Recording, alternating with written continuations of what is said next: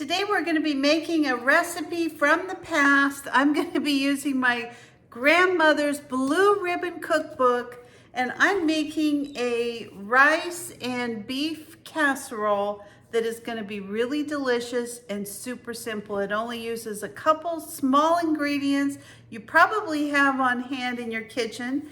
And this was something that my mom and my grandma both made a lot of. So got me thinking I had to tweak it a little to make sure I was getting a little bit more protein because they hardly use any ground beef. So we are going to make this casserole and see how it comes out.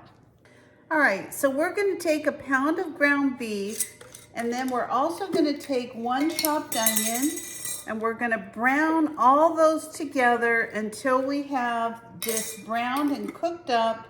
And then I'll show you the next step. The ground beef is going to act as some fat to help to brown the onions, so you don't have to add any butter or oil or anything like that to the pan. Just put all this in and start browning it up. All right, my beef and onions are all cooked, and so all I'm going to do is get some of this grease off of the bottom of the pan. I don't really want any of that in my casserole, maybe a little of it for flavor, but we don't want a whole casserole full of grease. So I always just kind of use a paper towel to get the additional grease out. It's just the easy way to do it. If you prefer to use a spoon, do whatever works for you. Sometimes there's a little bit more grease than others. It just really depends on the meat. I'm going to leave some of that in there, but we got most of it out. All right. So to this, we're going to go ahead and add 1 1/3 cup of evaporated milk. Now, in case you don't know, 1 1/3 cup equals 1 can of evaporated milk. Then we're going to use a 1/2 cup of tomato soup. This is the Campbell's tomato soup. I grew up on this tomato soup. I love it. I think it's so good. So you're going to use this instead of sauce.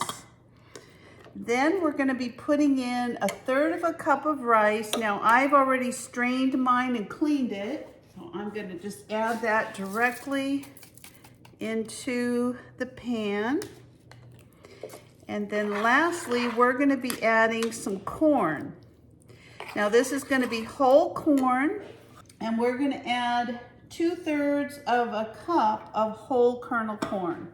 All right, I added my corn and I just mixed this together, and now all I'm going to do is pour this into a pan. Now it doesn't say to put it into a greased pan, but I decided to just because I haven't made this. I mean, my mom used to make it and my grandma, but I never made it. So we're going to go ahead and put this into an 8x8 pan. All right, we're just going to stir this up so that all of this is stirred together in the pan. And then it says to put it in a 325-degree preheated oven. We're going to cook this until the rice is done and the top is brown and bubbly. Doesn't have any idea how long. So I'm going to check it in 20 minutes because that's about the time it takes for rice to cook.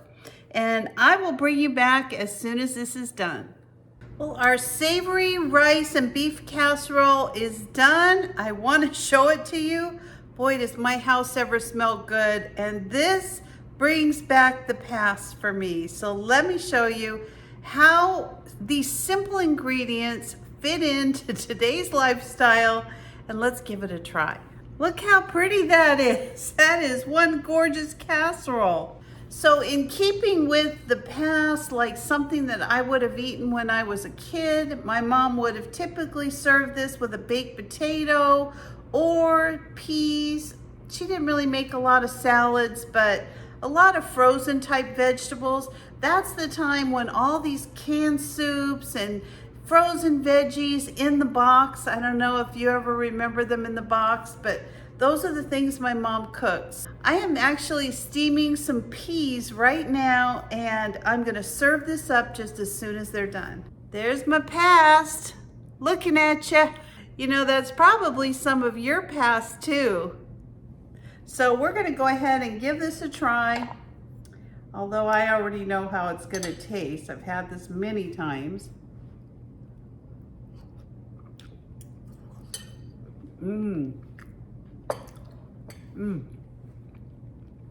Delicious. There's something about the corn and the tomato soup instead of tomato sauce. It is just so savory and so good. So I hope you'll give this a try. It's simple. You probably have the ingredients in your cupboard, in your refrigerator. Try it. I think you'll like it. There's a reason that these women won the state fairs for all their different dishes. They really were simple, easy, and delicious. This is my grandma's blue ribbon cookbook coming to you firsthand from my kitchen. So thanks for joining me today. I hope you enjoyed this video. And I will leave all the information below, recipe, the macros, all of that, and give it a try. I think you'll like it. Please subscribe to my channel if you're not a subscriber, and give me a like or a thumbs up. I greatly appreciate any comments that you have, and I'll see you next time. Bye-bye.